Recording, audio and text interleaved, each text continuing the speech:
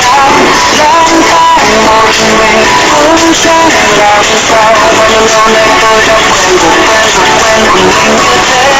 yêu hơn một người có chắc là mình sẽ bước lên hay là chỉ thêm đau đầu vậy thì đành cho forever forever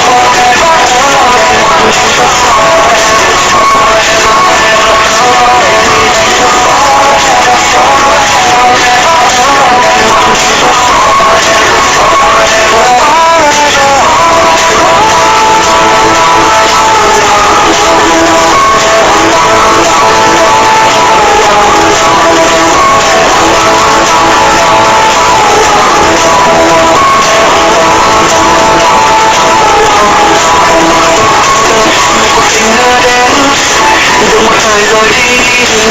nhưng bên trong cơ thể cứ tỏ ra là tôi chẳng tin vào một điều gì là mãi mãi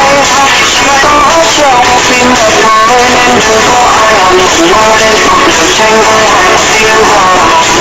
lang thang một mình cũng chẳng làm sao bao nhiêu lâu nay tôi đã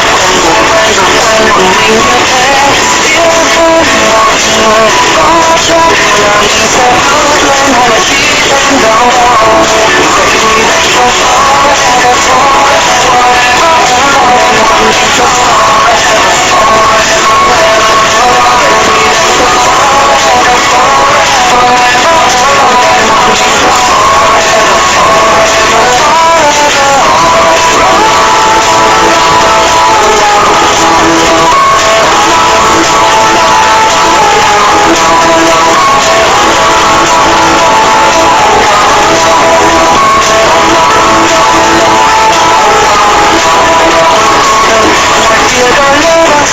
trong đôi vui buồn có nhau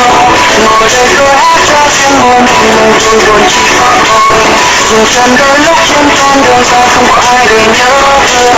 thì ra hạnh phúc bấy lâu mà thật tìm là được tung hoành khắp phố phường ông tây và năm bắc rồi thì chẳng cần một ai hết rồi thì cô đơn nhưng tôi chắc rằng mình có nhiều năm cuộc sống buồn bầu dù đôi khi hay cân nhắc gió đông bắc về gần sẽ lạnh ngắt một tình hơi ấm trong ngàn trái tim hòa hóa tôi thà chúng ta cùng hát cho chung